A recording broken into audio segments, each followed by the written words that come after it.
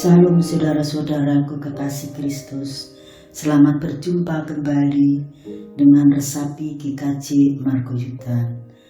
Marilah saudara-saudaraku, sebelum kita menerima sapaan firman Tuhan, mari kita menyatukan hati dan masuk di dalam hadirat Allah.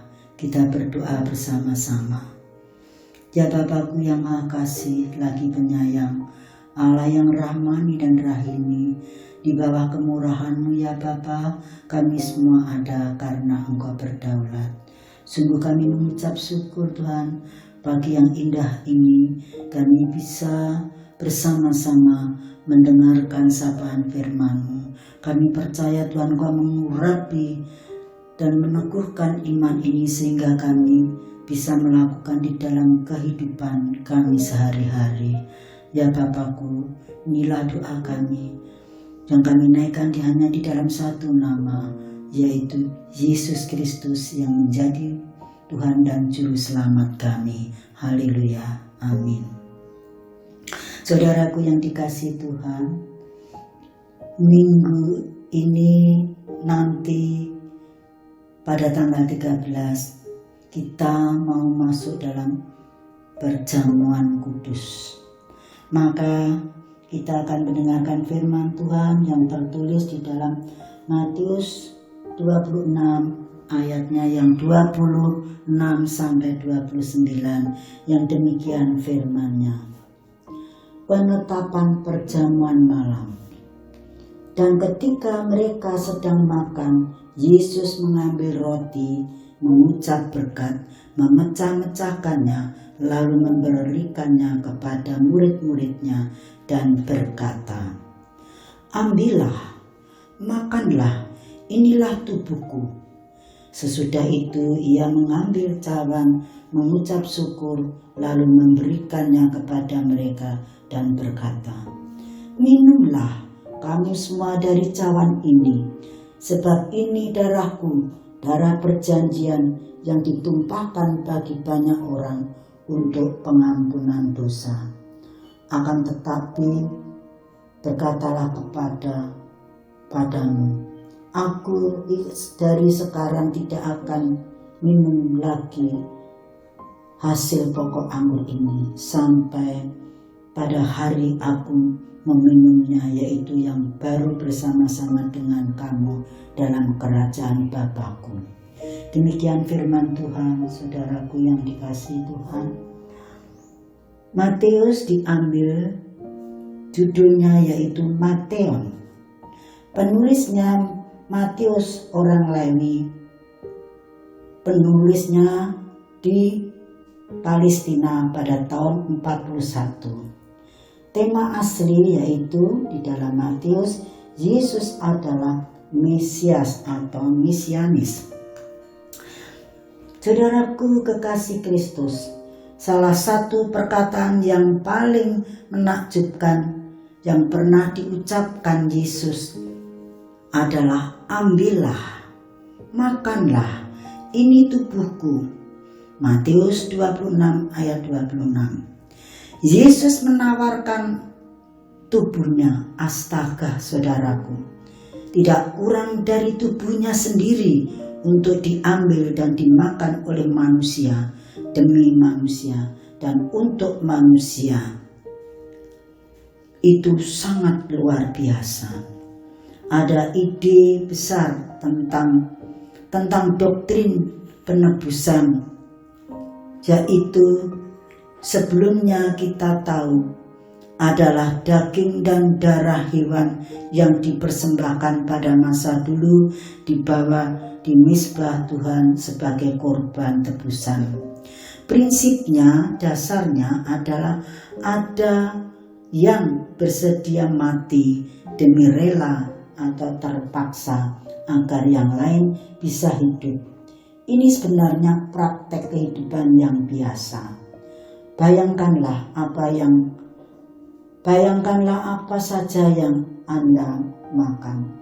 Setiap harinya kita makan dari daging hewan-hewan yang memang dibunuh mati untuk kita makan supaya kita hidup. Yesus menawarkan tubuhnya sendiri tubuh yang seperti telah dikemukakan yang terdahulu. Ia rawat, ia jaga, dan ia pelihara dengan baik-baik.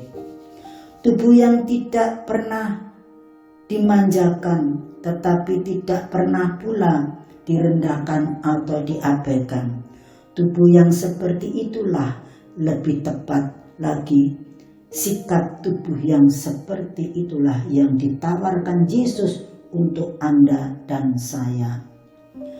Saudaraku yang dikasihi Tuhan, yang kita ambil dan makan artinya yang kita kunyah atau telan, dicerna dan dijadikan bagian sepenuhnya dari diri kita. Inilah tubuhku, artinya tubuhnya kini menjadi tubuh kita. Tubuh Tuhan Yesus yang ditawarkan itu menjadi tubuh kita karena kita makan roti yang dilambangkan sebagai tubuh. Sejak itu kita dituntut memperlakukan tubuh kita sebagaimana kita seharusnya memperlakukan tubuh Kristus sendiri. Lebih tepat, memperlakukan tubuh kita sebagai Kristus memperlakukan tubuhnya. Tetapi ingat, tubuh bukan untuk percabulan, melainkan untuk memuliakan nama Tuhan, dan Tuhan untuk tubuh. Tertulis di dalam 1 Korintus 6 ayat yang ke-13, dan demikian firman-Nya. Makanan adalah untuk perut dan perut untuk makanan, tetapi kedua-duanya akan dibesarkan, dibawakan Allah, tetapi untuk tubuh kita, untuk memuliakan Tuhan, bukan untuk percabulan, melainkan untuk memuliakan Tuhan. Saudaraku yang dikasihi Tuhan, berhentilah kita mempraktekkan atau mempersetankan tubuh kita. Mulailah berkata, ambillah, makanlah, ini tubuhku, sekitar Anda, kepada sesama kita. Namun sebelumnya Anda menawarkan kepada orang lain, Anda harus betul-betul membawa tubuh Anda dengan benar. Tawarkan itu adalah tubuh yang sehat, tubuh yang memberi kehidupan, tidak malah menyebar kuman. Teliti dulu diri kita masing-masing, sudah itu memenuhi syaratkah kita. Yang kedua, ini darahku. Setelah ini, tubuhku, Yesus juga mengatakan hal yang tidak kurang dahsyatnya. Ia berkata, minumlah kamu semua dari cawan ini, sebab ini darahku.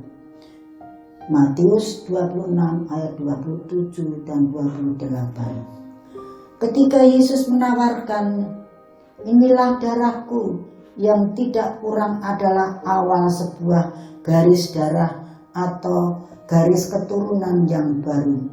Garis keturunan dari ras yang lebih unggul tanpa bisa kita tolak. Kita sejak lahir telah terjebak ke dalam garis darah yang telah tercemar dan ternoda oleh 1001 macam dosa masa silam dari nenek moyang kita.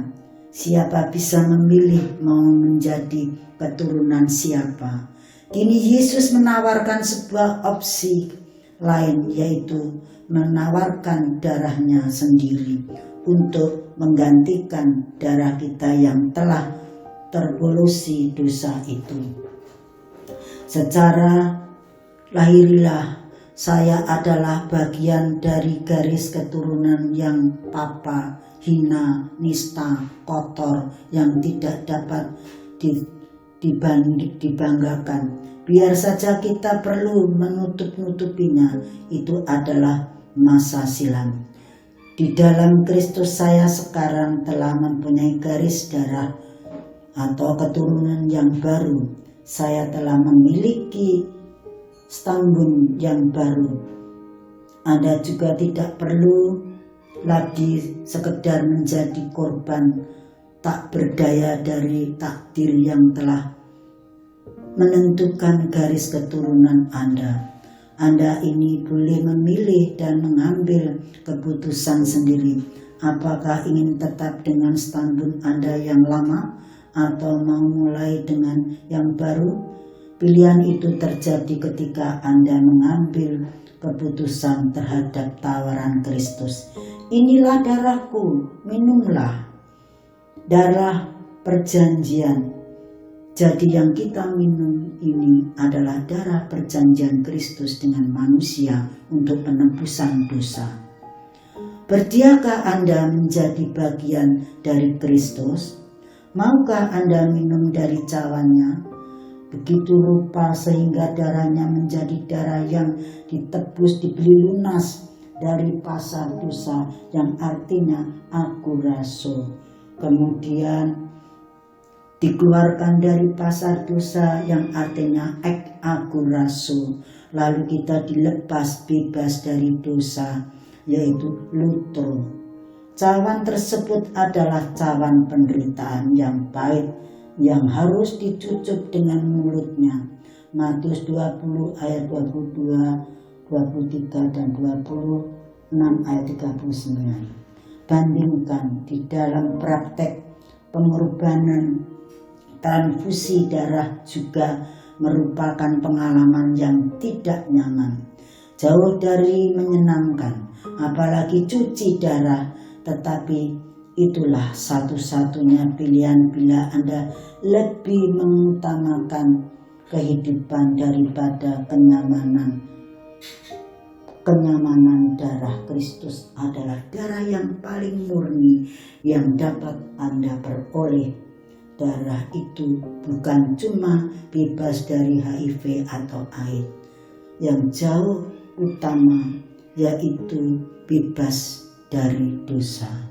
Saudaraku yang terkasih di dalam Kristus, marilah kita ini adalah istimewa yang diangkat dan diadopsi Allah menjadi anak-anaknya. Di dalam nanti kita memenuhi panggilan di meja perjamuan, marilah dengan kesungguhan hati kita memandang Kristus seperti 2000 tahun yang lampau. Kristus tergantung di kayu salib. Demi siapa, saudaraku? Demi kita semua. Kita diberikan istimewa, dibebaskan, diberikan keselamatan. Saudaraku yang terkasih, jagalah keselamatan itu, supaya kita tetap menyatu bersama Kristus. Dan kita harus selalu setia. Arti setia tidak menoleh kemana-mana. Yang kedua, taat. Taat itu melakukan segala perintah Allah. Yang ketiga, menjaga kekudusan Kristus.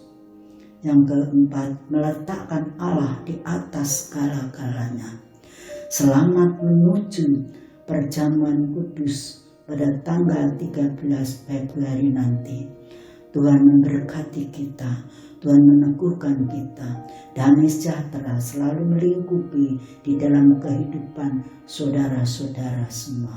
Haleluya. Amin.